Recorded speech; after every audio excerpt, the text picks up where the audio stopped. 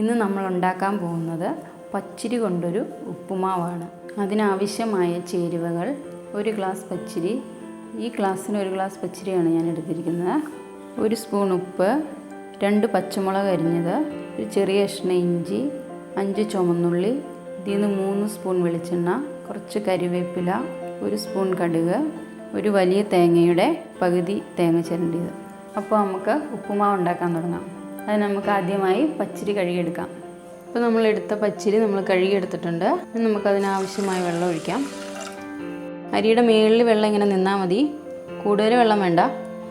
അപ്പോൾ അത് ഒത്തിരി വെള്ളമായിപ്പോവും. ഇതിലേക്ക് 1 ടീസ്പൂൺ ഉപ്പും കൂടി ഇട്ട് കൊടുക്കാം. ഇനി നമുക്കിത് അടുപ്പത്ത് വെച്ച് ഒരു വിസിൽ വരുന്ന വരെ മീഡിയം ഫ്ലെയിമിലിട്ട് വേവിച്ചെടുക്കാം. അപ്പോൾ നമുക്കിത് വെന്തോന്ന് തുറന്ന് നോക്കാം. നന്നായിട്ട് വെന്തിട്ടുണ്ട്. നമുക്കിനി ഇതൊന്ന് കടുക് വറുക്കാം. അപ്പോൾ നമുക്ക് ഉപ്പുമാവ് ഉണ്ടാക്കാൻ തുടങ്ങാം. അതിനുവേണ്ടി ഞാനിവിടെ ഉരുളി വെച്ചിട്ടുണ്ട്. അതിലേക്ക് 3 സ്പൂൺ വെളിച്ചെണ്ണ ഒഴിച്ച് കൊടുക്കാം. കുറച്ച് കടുക് ഇട്ട് കൊടുക്കാം.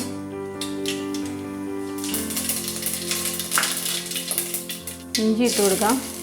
പച്ചമുളക് ഇട്ട് കൊടുക്കാം. കറിവേപ്പില, ചുവന്നുള്ളി,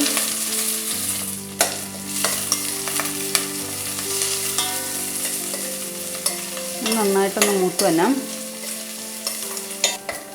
ഇപ്പം നമ്മുടെ ഉള്ളി നന്നായിട്ട് മൂത്തിട്ടുണ്ട്.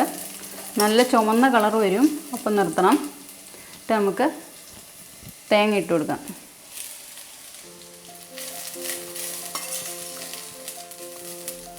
ഈ തേങ്ങയുടെ പച്ചമണം ഒന്ന് മാറണം. അരി വെള്ളം കൂടി പോകരുത്. വെള്ളം കൂടിപ്പോയാൽ പിന്നെ അത് ഒത്തിരി വെന്ത് മാതിരി ഇരിക്കും. പിന്നെ വെള്ളം പിടിച്ച് ഇരുന്നാൽ പിന്നെ നമുക്ക് ഉപ്പുമാവ് ഉണ്ടാക്കുമ്പോൾ ഒരു ഭംഗി ഉണ്ടാവില്ല. അപ്പോൾ പാകത്തിന് ഞാൻ പറഞ്ഞ എത്ര വെള്ളമേ ഒഴിക്കാവുള്ളൂ. ഇനി നമുക്ക് ചോറിട്ട് കൊടുക്കാം.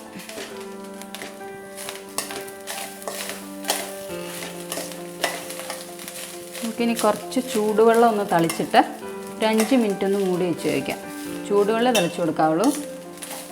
തിളയ്ക്കുന്ന സാധനങ്ങൾക്ക് മാത്രമേ പച്ചവെള്ളം ഒഴിച്ച് കൊടുക്കാവുള്ളൂ. ചൂടുവെള്ളം ഒന്ന് ഒഴിച്ച് കൊടുക്കാം.